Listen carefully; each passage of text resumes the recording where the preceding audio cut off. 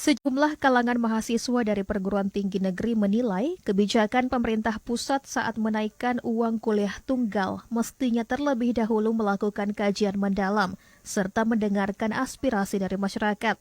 Saat ini keputusan untuk menaikkan uang kuliah tunggal atau UKT dianggap belum tepat karena kondisi inflasi beberapa daerah di Indonesia masih tinggi.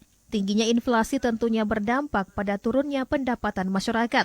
Perguruan tinggi juga diharapkan dapat mengalokasikan anggaran yang memadai untuk peningkatan sarana dan prasarana perguruan tinggi serta mendukung setiap kegiatan mahasiswa. Apabila UKT jadi dinaikkan, saran kami itu mengenai pengadaan sarana prasarana itu lebih dilengkapkan lagi, Bang. Kemudian tanggapan kami mengenai peraturan yang akan dirancang ini, kami kurang sepakat sebenarnya, Bang. Apalagi yang pertama seperti saya sebutkan tadi, terjadi inflasi di daerah kami itu, kemudian pemerintah pusat itu terkesan mengabaikan daerah-daerah kecil, apalagi khususnya daerah kita di Sulawesi Tenggara, yang saat ini tingkat inflasinya masih tinggi dan putaran ekonominya itu lambat. Pembayaran uang kuliah tunggal di Universitas Halu Oleo dibagi dalam 8 kelompok yang dinilai berdasarkan penghasilan orang tua calon mahasiswa baru. Di perguruan tinggi negeri Sulawesi Tenggara ini sekitar 80% mahasiswa berada pada kelompok 1 sampai dengan kelompok 5 yang biaya UKT-nya berkisar 500.000 hingga 3 juta rupiah.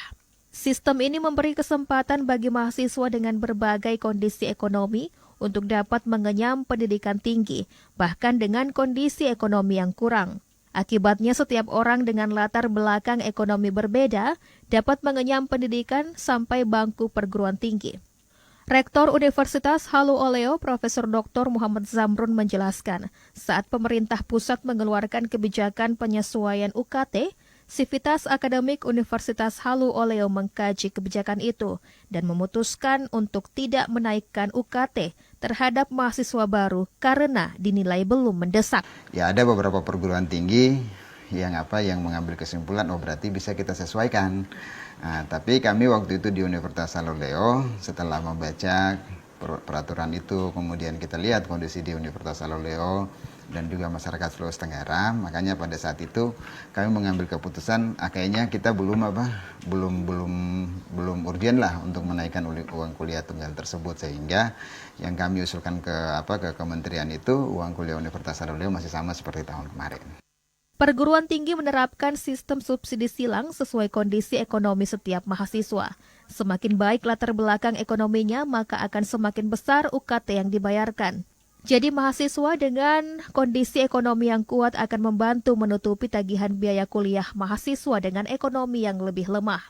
Jika pendapatan orang tua mahasiswa relatif kecil, akan mendapatkan golongan UKT yang lebih kecil agar mampu menempuh pendidikan hingga lulus.